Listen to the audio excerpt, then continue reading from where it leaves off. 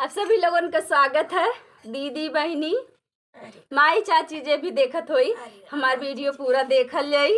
और ये है हमार जेठान। आज अपने जेठान जी के लेके जबरदस्ती से बैठा के गाना गवावती और बहुत ही मजेदार पति लोगन के लिए गीत है। वो गीतिया पूरा सुनल जाए, बहुत ही लास्ट तक सुनल जाए, बहुत ही अच्छी गीत है।